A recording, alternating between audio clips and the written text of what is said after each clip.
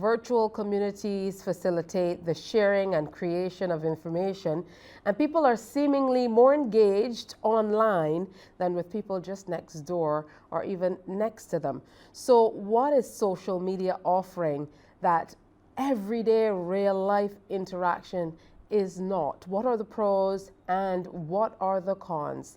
Tonight, social media is in focus. Welcome to the People's Business. Joining in this evening's discussion, we have with us a lady who's no stranger to the People's Business.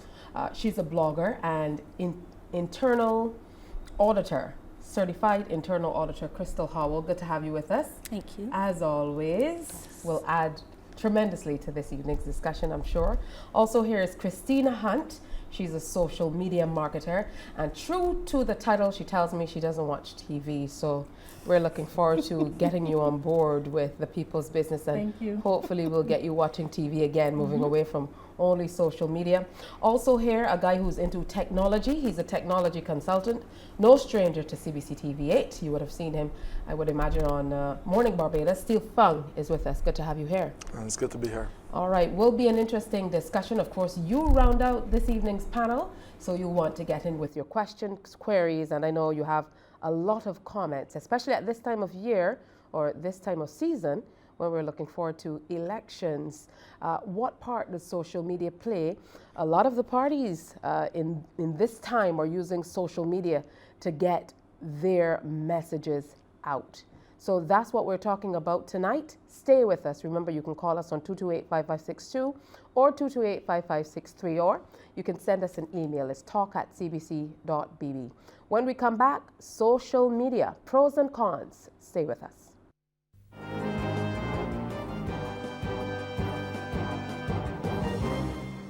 Welcome back to the People's Business. So let's jump right in there. Computer-mediated technologies that facilitate the creation, sharing of information, ideas, they're virtual communities, really. And people were suspicious initially. These days, people are not. They delve in and they share everything about themselves. And then when you think they can't share everything, they share some more. So let's talk a little bit about the pros and cons of social media. Starting with you, Crystal, let's lay it out. What do you think are the absolute positives, maybe one or two, and then the absolute negatives of social media, social networking? Well, right off the bat, the immediate benefit is reaching a target audience that is much wider than you could reach on a physical scale. So traditionally, for my area, you might reach a crowd of, say, 100 persons in a conference room, and it's limited to those persons. They may have the information shared by their particular connections. But when you get a social media platform, you can open it up to a much wider platform of persons who are interested in hearing this material at a much cheaper cost. You don't have to worry about booking a studio or booking a room or having food or any of those other things. You can put the information out there and have a humongous audience. Okay, so you're talking business, really. That's from the business perspective. The other end of that now, from your perspective, the cons, or the major things. The major thing is that most of the time persons are looking for what is popular as to what may be accurate. So you have information that is put out there. Persons run with it, whether it may be accurate or not, because it sounds good or it sounds popular or they like the person who put it out there. So you have that part where you don't exactly sometimes have persons making the effort to vet who is putting the information out there to make sure that they're a reliable source. And then you have the issue of misinformation, or what they call fake news. So that's an oxymoron. Yes, but those would be some of the cons with social media, and it gets very viral very quickly, and it's very difficult to put back into the bottle. I like that, popular versus accuracy. For you, Christina, pros and cons. I think that the main benefit is what it was created for, the ability to connect with our loved ones that we might not be able to physically stay in touch with in an easy way, and also the ability to, yes, I agree, the business aspect. You can reach more people, but also reach more of the people that you actually want to reach in a more targeted way, as opposed to traditional media, which is, more of a mass audience, and you might not be hitting exactly who you want to be addressing as well. In terms of the cons, it allows for persons to disengage with their conscience in a sense. It allows for people to easily bully others on social media because you're not right there in front of the person. You can't see them as a human being. You're just seeing them as a name on your screen, and unfortunately allows for bullying and you're saying fake news, spreading propaganda and so on. I won't permit you guys to be talking about this fake news tonight. We'll talk about that. What about you, Mr. Fung? What do you think are the pros and cons generally? Well, from a individual aspect for users at home, social media will allow a lot of people to, let's say, get talent out there, get noticed, get recognized. A lot of people that may have had abilities in the past that go unnoticed over the years. Social media opens an avenue for them, be it a blogger or a singer, someone who can dance. It just opens the world to them. For businesses, obviously, it allows them to touch an untapped number of persons, depending on the business and the market that they're into. All right, and the cons? Cons, vulnerability, definitely for businesses in a way where we are accustomed getting advertisement directly, where we cannot say, well, hey, my food was bad tasting, or hey, this product was faulty.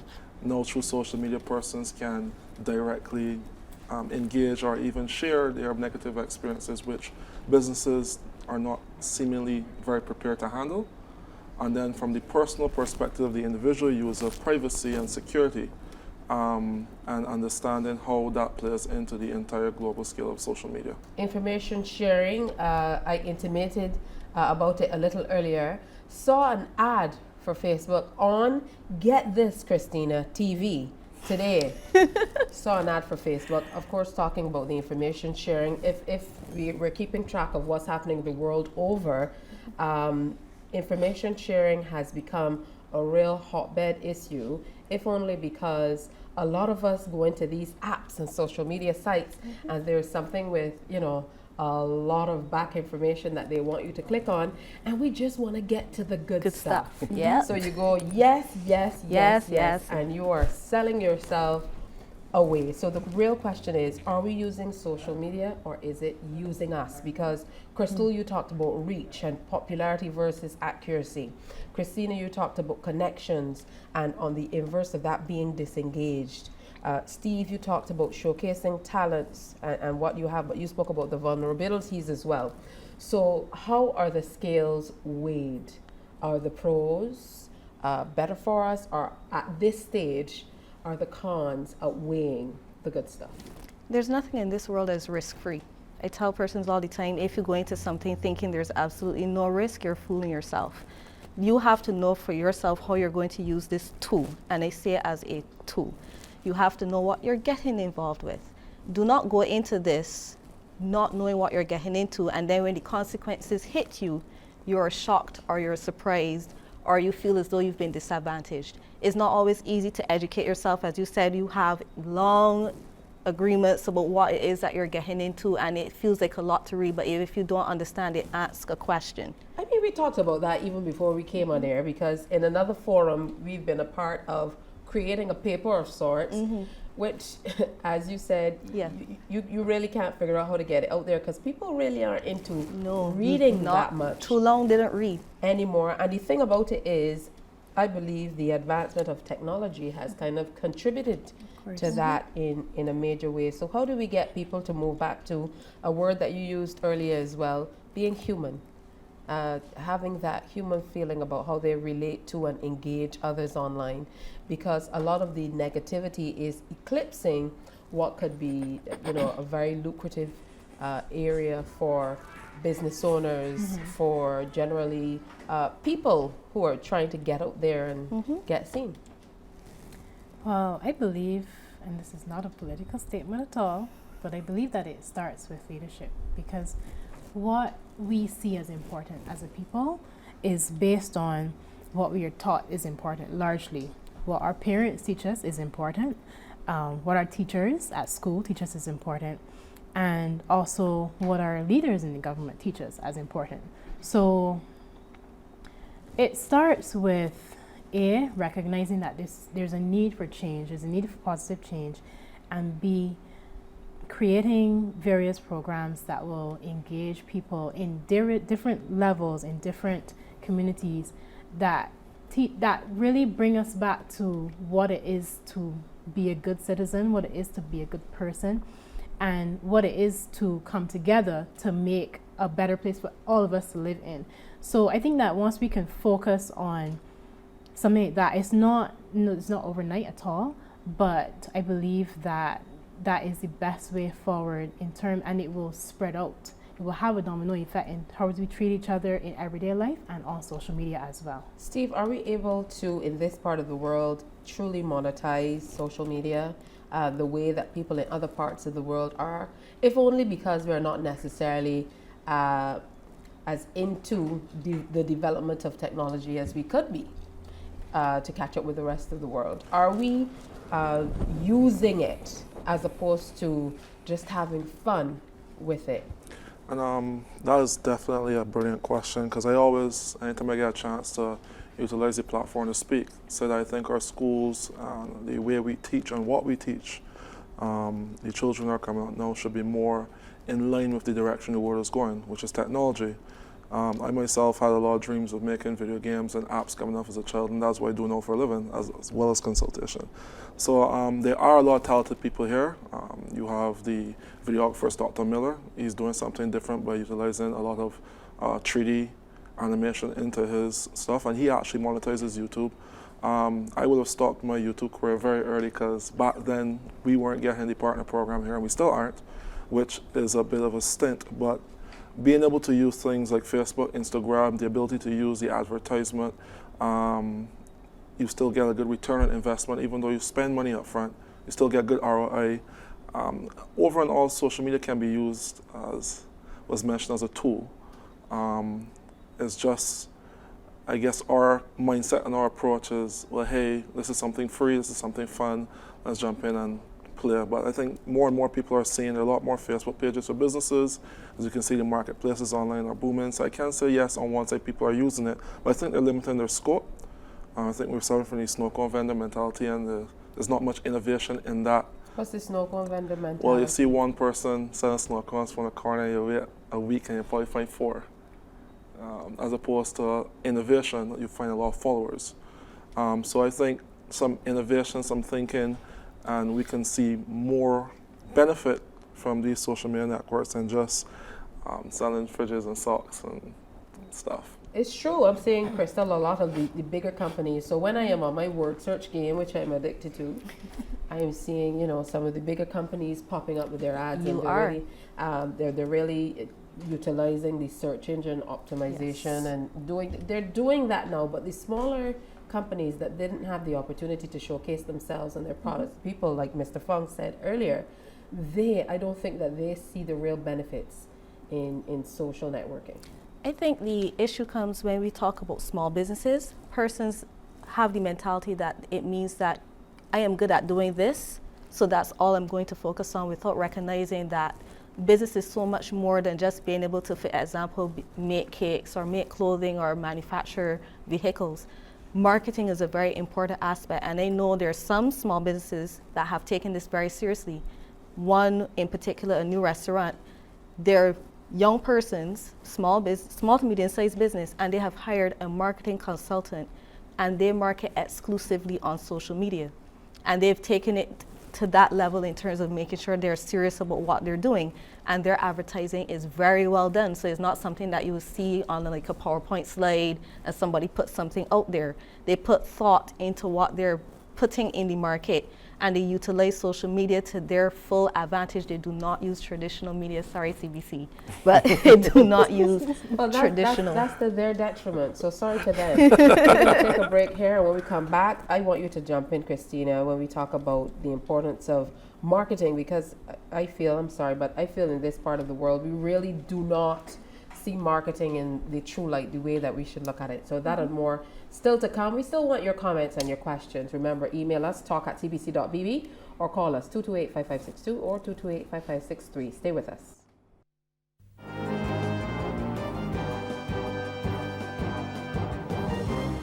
Welcome back to The People's Business. This evening, social media is in focus. Before we went to break, Christina, you're a social media marketer. Tell me what makes that different from somebody doing general marketing, except for the obvious that you're marketing on social media? Well, first of all, it means that we have to think differently. It means that instead of in traditional marketing, or traditional advertising specifically, where you can put out an ad, a commercial on TV, on television, and you hope people see it and you hope that they buy as a result of that. Social media marketing is more about building relationships with people.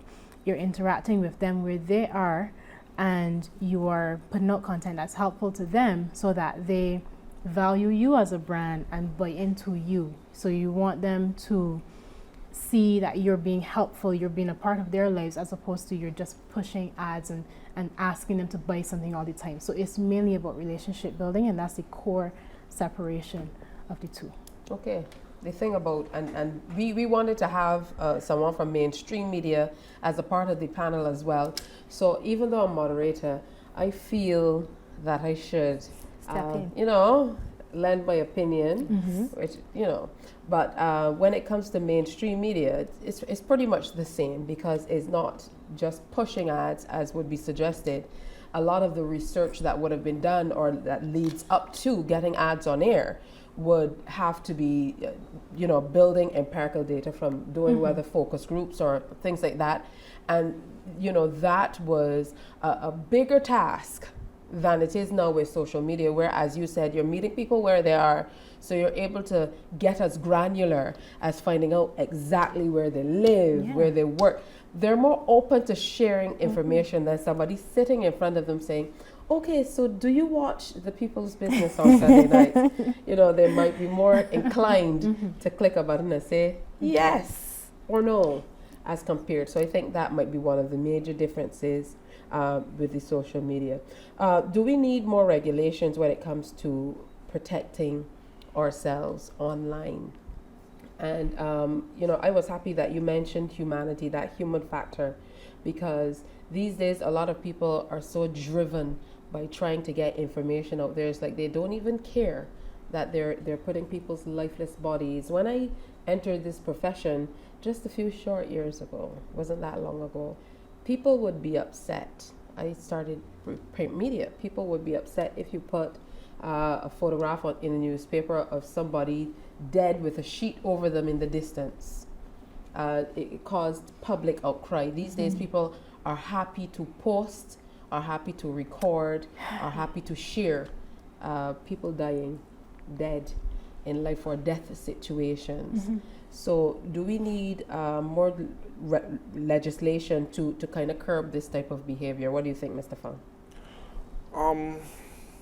Particularly to that type of behavior, it's distasteful in any form to show those types of content.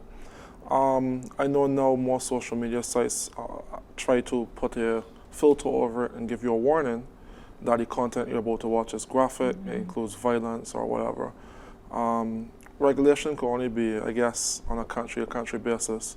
So if it's allowed one place, it may not be the other. So that kind of makes it difficult for the platform to do such. But digressing to what you mentioned earlier in terms of persons' information and privacy, I stand a firm believer that we as individuals need to be responsible for our own security and our own privacy. And realistically, we choose what we put on social media. And we do that with the understanding that the service we're using is not free. We pay for that with our information, but you are allowed to choose what information you give. So if you are just all happy to give all your information, or I guess persons in other parts of the world are a little more different than Barbados, because a lot of persons here in our country you will see under occupation, you'll see mind your own business. So I guess we are a little different in that regard. But realistically, the information you put out there, and if we think about how they use and gather information, if you posted a video, People's Business came out on my feed and I clicked liked, Facebook would then determine, well, Steve likes the People's Business, he watches TV, and he watches TV around 8 p.m. So when an advertiser with a new TV program, maybe on a different network, determines, well, I want to target people that are male, I'm going to stay at my age, but they want to watch TV around 8 p.m., then Facebook will then say, well, hey, this is our advertising package. We can project to these people for you. They don't give that person your information, but you must understand your information is still used. So I think we as individuals, we just need to be aware, and once we're aware, we know how to put ourselves out there or not to put ourselves out there. But is that necessarily true? Because the way sometimes even devices are set up, they're really set up to kind of harvest our information, so to speak, without us even knowing. So I personally go in and I turn off, you know, the location settings, and I make sure that there are no automatic app refreshes and stuff like that. But the average person really has no clue. So it's really set up to kind of mamaga you, trick you into taking your information. Isn't that so, Crystal? For the average user, yes. There will be difficulties because, again, much of that information is lost away in a large pretext about what it is that you should and should not do.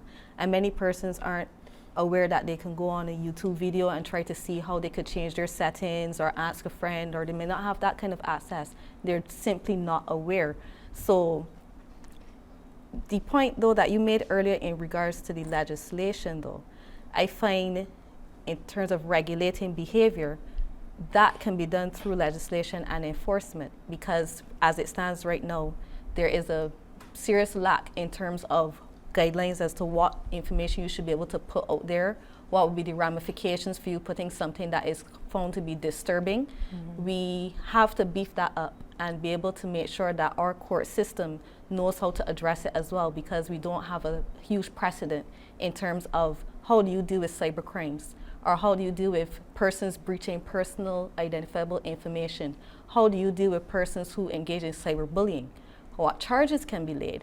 What compensation can be made from some person who would have suffered, had real damages from cyberbullying or from having their information put out there? So the first thing we need to do is be able to get that legislation up to international standards and understand that we are woefully behind where that is concerned, and it has a real life impact on persons. Isn't that what really made social media and social networking as popular as it is, though? That idea of perceived anonymity, where it's almost like, you know, you're a secret operative and you can do and say just about anything, and nobody is seeing you because you're not necessarily looking into somebody's eyes. So when you take away from that, when you legislate so heavily, aren't you taking away from the core of what has made it as interesting as it is? I think that we can be interesting without being harmful to each other. I think that while it is beneficial to have a place where we can be ourselves, or, you know, or we could be a little bit more free than we would in everyday life, I do agree with the need for legislation. It would cut down on the negative behaviors, because we're not trying to stifle people's expression in a sense. We just want to stifle the negative behaviors which have a negative impact on our society. So I believe in legislation as well. All right, let's jump back on solutions in moving forward in terms of making social media platforms work for all business people, or all people, no matter what you're trying to get out there, because there are people like you, Crystal, who are bloggers, who are sharing information. There are others in entertainment who previously, I mean, big names like Justin Bieber and people like that were seen online, and that's how they were discovered. So, I mean, it serves its purpose. What would you say as a technology consultant, Steve, to people who just consider it maybe, you know, a run-of-the-mill every now and then, have a little fun, post a picture or two, you know, how would you couch it for them to move it to the next level and be able to, you know, see that there are business opportunities, etc., with social networking? Because I think that's where we need to go in Barbados, in, you know, follow the money, really. That's what it is, in getting our people to think differently about business and getting businesses out, not only in Barbados, think beyond the geography, but outside of our shores. So I'm going to let you think about that, and we're going to take a break. More after this. Stay with us.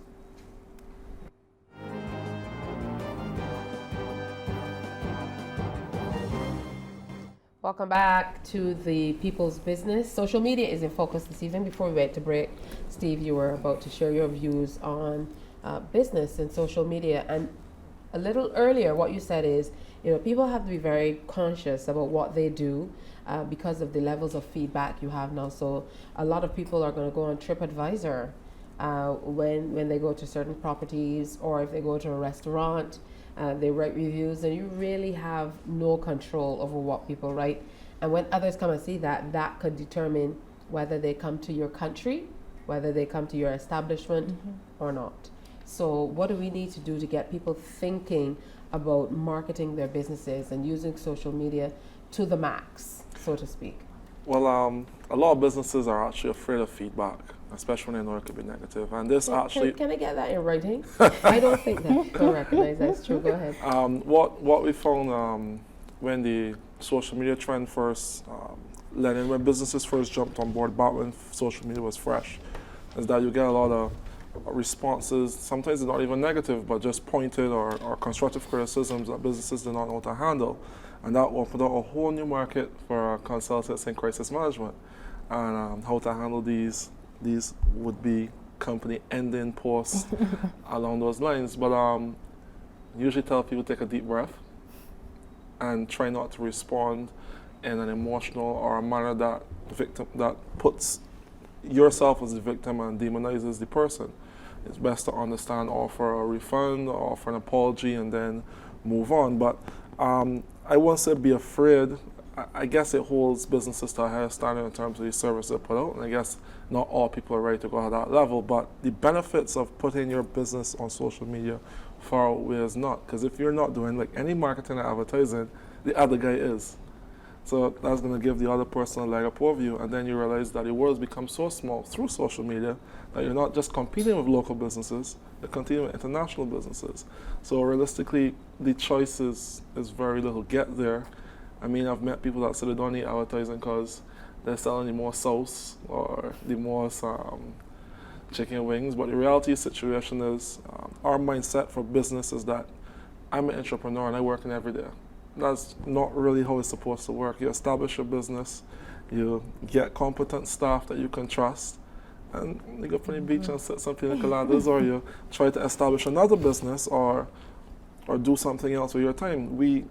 I find even watching Mommy and her business, Mommy is work hard and real hard and constant. And I think that concept of how a business works is where a person will say, well, I get all the business I could possibly do. I can't handle no more business. And that lack of seeing where growth can happen, I think that is what keeps a lot of them away from social media. How do we get to the point where we get people thinking in that deep blue sea type of mentality? Because the flip side of that is if you're able to tap into an even bigger market but you can't deliver, then that's a negative as well. So you have to be able to deliver. You have to be in that mindset to offer what you say, to deliver on what you say you can offer as well. So how do we get there, bar totally revamping our education system? Well, since you've taken that off the table, I think people need to read more and also acknowledge that they're not going to be strong in every single aspect of a business. When I go because I've audited a lot of businesses, and you look at the ones that are very strong, they hire persons who are the best in the fields that they know that they cannot manage themselves. And they're not afraid to admit that I don't know anything about marketing. I know how to sell drinks, but that does not mean that I know how to market my business. And there are so many books out there that will help you to be able to grow as an entrepreneur. If you've never read The E-Myth, you should read that book because it helps you to understand the same mentality you were talking about, where there's some persons who think that as long as they have this much business and they're constantly working, that's about as far as they need to go. But then there are the persons who have a vision for where they want the direction of their business to travel into, and they make plans. And then you have persons who are managers who make sure that they balance the vision of the entrepreneur with those of the workers to make sure you have the best people involved in making that happen. So I would advocate education, collaboration with persons who are experts in the fields that you're lacking in, and reading as much as you can to see what's happening out there, because this world doesn't keep anything secret anymore. There's no reason why you can't borrow something that's already been done and perfected by someone in some other country. But that's the story of life. Correct. There's nothing new. It comes Nothing down to new. execution, really. Yeah. How are we going to be able to develop not only social media, but technology in a way that people think business, that people are able to really monetize it and get real benefits from being a part of it? For me, the first thing that comes to mind is education, because unfortunately, the culture that we have here in Barbados is very, I go to school, I might go to UE, I get a job, fine, but Stay there for 100 years and get a watch. yeah, so that's the reality of the culture that we're in. We have some persons who have chosen a different path, and it's not to say everybody has to choose a different path, but I think that once we have enough programs that can show people that there is a different way, then our brains would be in gear to see those opportunities. Because if we are only taught to walk in a straight line all our lives, then the opportunities might be there. The international businesses might be there taking advantage of social media, but if we don't know to do that or know how to do that, then a lot of our people would not take advantage of those opportunities. Steve, how do we change thinking? I mean, changing thinking is very hard because persons are usually set in their ways. I myself has tried to, we've had conferences with social media summit, we've held it twice. I remember the Small Business Association as well, they had an education program where they were teaching a lot of these small businesses how to utilize social media, and I can say that program has been very successful as well. But I guess it comes down to education, as was said. There needs to be more programs. I guess professionals like us in the field need to offer our services. One of the biggest things about social media is that you give information for free and you're perceived as an expert. So realistically, it benefits us to give our information and share that with as many businesses as possible. And I guess if the powers that be in charge of the country could make some place available that we can do this, I'm pretty sure that a lot of us in this field will be willing to help and share that knowledge. And once that is shared, more people utilizing social media still benefits us. Because you know, understand it does not mean you're going to go out and do it yourself. Many of my students actually turn out being clients. They just wanted to understand, to know what they were getting into, what does this mean for my business, and how much or what return on their investment, on their time, on their exposure they can get. So I think once a platform is available or even a solution, I guess we could do that privately or it could be done at a governmental level. But I think we all have a responsibility to help see Barbados go forward. And social media is one of those platforms that could take us to the next level. Even with all the negativity surrounding what issues that the country may have, we still maintain a high ranking in terms of tourists coming and tourist satisfaction. And that's one of our industries, but that's an industry that is brought through social media. I've worked with some tourism websites that see like literally 500,000 hits on a day, and their marketing comes through social media to their website. So regardless of the industry, I don't care what industry it is, social media can benefit it. And it's something that we should not be ignoring, that we should embrace on a country level, on a school level, and even tertiary in that regard. Especially at this time of the year, a lot of people want to run away from politics and what people should do, but I think this is a ample opportunity to talk about what we, and I feel safe saying as younger people, because of the general age range of the panel, want to see in moving forward. Alternative energy has become a buzz phrase, and so successive administrations, we've seen them across the globe put people in place to look specifically after that. Are we at the stage now with technology where we need a minister or a ministry completely dedicated to innovation, development of information and communications technology, social media, social networking, etc., so that we're able to truly use social media and not be used by it? That's a very interesting question. I think that anybody who puts that into place will be very forward-thinking and innovative. It shows the level of seriousness that you're putting into making these things happen in terms of catching up with the rest of the world. So I would be for it. I think that there are certain things that may need to be reorganized, but that definitely that would put a lot of respect in my mind for whoever put that in place. All right, we're going to take another break. When we come back, a whole lot more. Stay with us.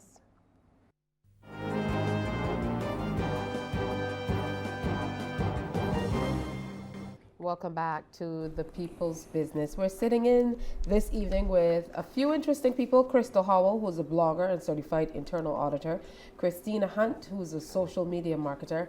And Steve Fung, who is a technology consultant. Before we went to break, we started talking about the support that will be needed at the governmental level. And you mentioned, Christina, that there's a lot that NGOs and businesses alike, general, regular people can do. I agree. I don't think that as a people we should rely on the government to do everything or to save us at all times. I believe that there are a lot of people like ourselves with great ideas that we can get together and brainstorm and come up with things that we can do to help each other as a people as well. I don't think that we should solely depend on the government for everything, even as it relates to innovation. I think that we have so many innovative minds in Barbados that we can make it happen as well. Yeah, here's where I don't necessarily differ on your opinion, but here's where I think people need to recognize that, you know, even if you have the grandest idea and then you don't have that level of support at that level, that is what, there's so many people, like you mentioned, there's so many people who have this knowledge and understanding and who can do a whole lot better. A few years ago, Digicel, for example, they were offering a short course in writing code to children between the ages of, I think, 7 and 17. These are things that are anomalies in Barbados, but aren't around the world. So should more businesses be engaging in this, or if we had that level of support at the governmental level, then we might be able to see more children being engaged to STEM programs and things like that, which really are needed from the school level to develop technology in that way. Not to age myself, but I think I was I think I was one of the first students to take the information technology general and technical CXC courses way back in the day.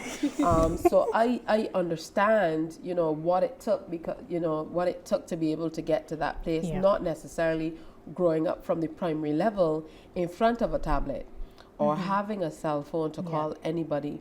So, you know, getting there, it wasn't difficult for me because then I came into it and I had to catch up quickly. But our younger people are growing with that. So not to facilitate it from an early age, I think, is the real travesty.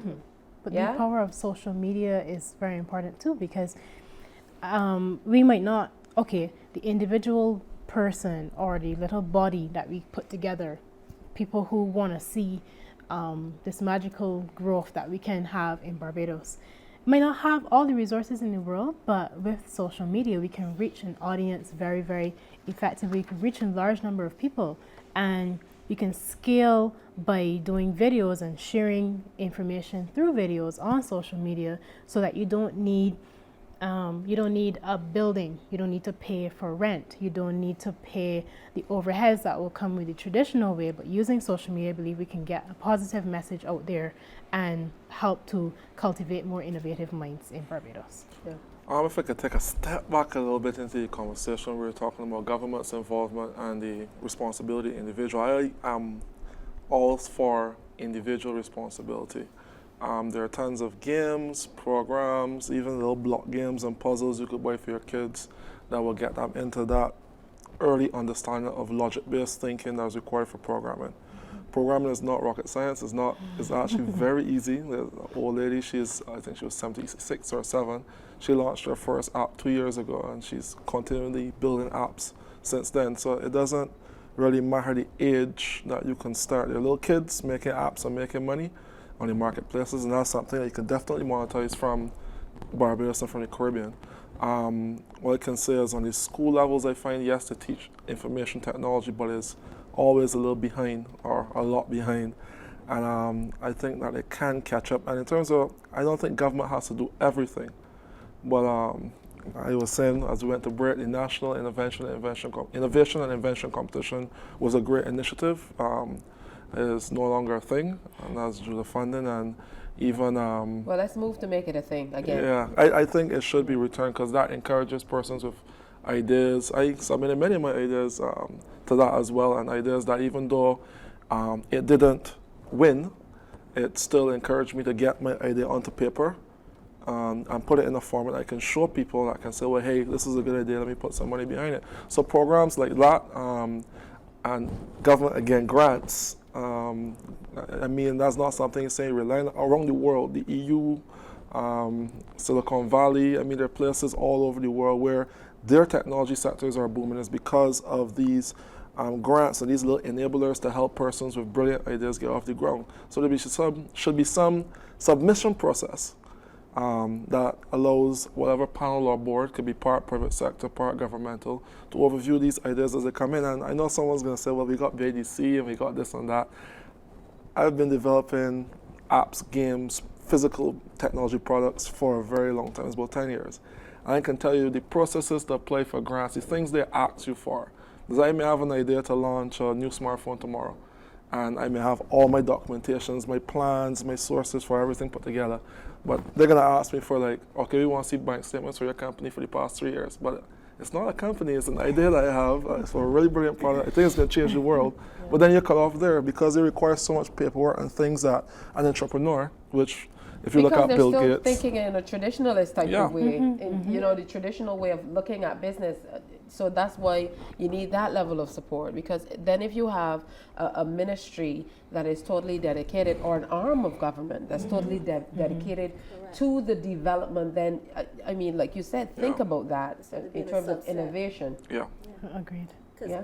That actually is a point that I remember we did an interview with DJ Puffy, and he made that exact same point. Even with his status and the things that he's done, he wanted to buy a vehicle for his mother, and they were putting him through the ringer to be able to see if he had adequate security or a steady stream of income.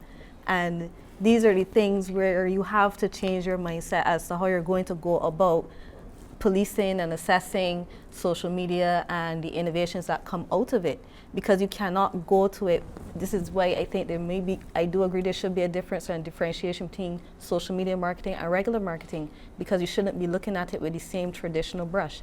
There's no disrespect to either one. It's just acknowledging the differences between the two and saying that you're going to make sure you take those differences and use them to your advantage when you're speaking to your customer or your client. But not only that, they need not be mutually exclusive. They can work together. They can. It can be a symbiotic relationship where, you know, one helps to drive and reinforce the other in a positive way. So one doesn't have to exist without the other. True. Absolutely. I believe in integrated marketing. Of It is the course. best way. It's a Yeah, but combination of both worlds. Yeah, I think I- that definitely is the direction of the future, the innovation. I will confess, I watch all of my CBC on social media.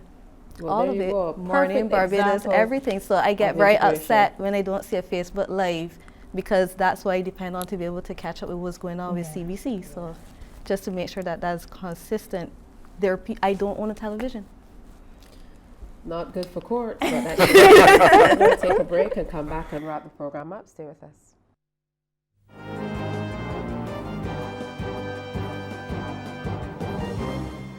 All right, so what's the next step? How do we move forward with social media and really capitalize on it the way the rest of the world is right now? What do we do? Let's start with you, Mr. Fung. Again, individual responsibility. Your approach to things determine what you get out of it. So if you come and sit down in front of your computer, utilize your phone, your smartphone is about 3,000 to 4,000 times the computing power that put them on the moon. And you're going to take a tool like this and just utilize it for the sake of fun. There are many apps that can teach you foreign languages very easy for free. There are many apps that can guide you through even meditation and exercise. But I mean, we can use the tools, the social media, the technology available to us to better ourselves, better our businesses, and move ourselves forward. So everything is a tool, as mentioned, and tools can be used for betterment, and it could be used for negative purposes. So I just suggest the approach. You want to make some money? How can I use this to help me make money? All right, let's take in a call quickly. Good evening. Welcome to the program. Hello, good night. Hi, good evening. To the panel. I'm here listening to your program. It's very interesting. I am a person with a sight disability, right? But I use a computer, JAWS program, a speech program. And I'm wondering if a person like me can access or use this technology to improve my situation. Thank you.